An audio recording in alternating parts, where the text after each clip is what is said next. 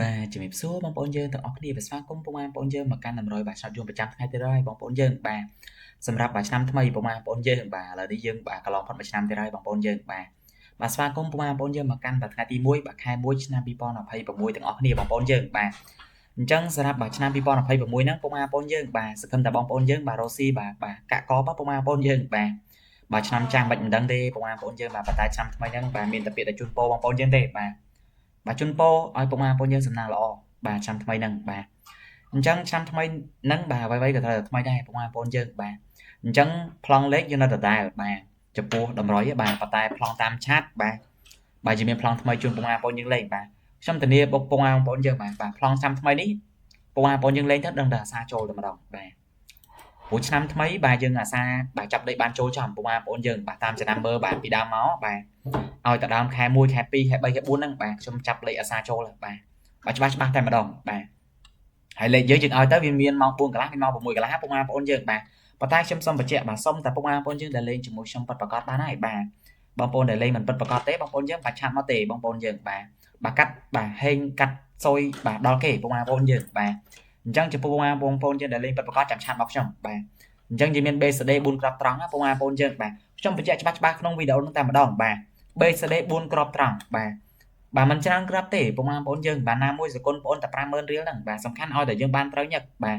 ពុកម៉ែបងប្អូនយកទៅលេងបាទចេះរងត្រឡប់រងអីខ្លួនឯងទៅបាទតិចតួចក្តីបាទច្រើនក្តីបាទ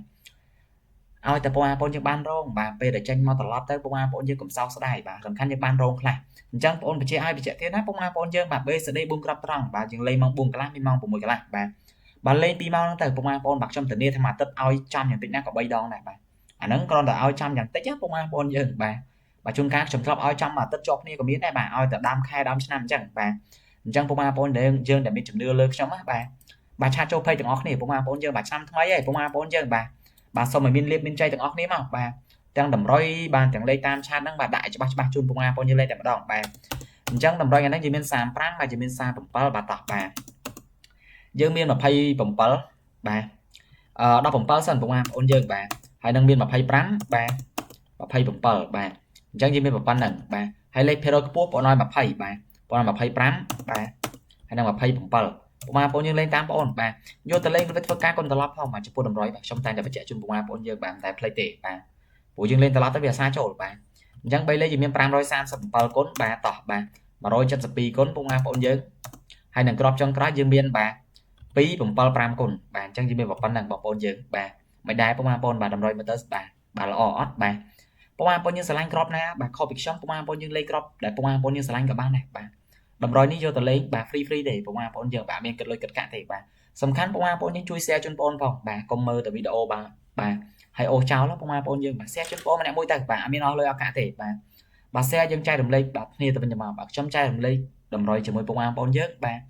ពុកម៉ែបងប្អូនយើងចែករំលែកទៅកាន់បងប្អូនបាទផ្សេងទៀតតាមរយៈការ share បាទអញ្ចឹងយើងមានតែប៉ុណ្្នឹងហើយបងប្អូនបាទសម្រាប់បាទឆ្នាំថ្មី2026បាទថ្ងៃទី1ខែ1ហ្នឹងបាទអញ្ចឹងបាទសូមជូនពរពុកម៉ែបងប្អូនយើងបាទឆ្នាំថ្មីបាទហេងបាទទាំងអស់គ្នាបាទអញ្ចឹងបាយបងប្អូនយើងតែប៉ុណ្្នឹងបាទ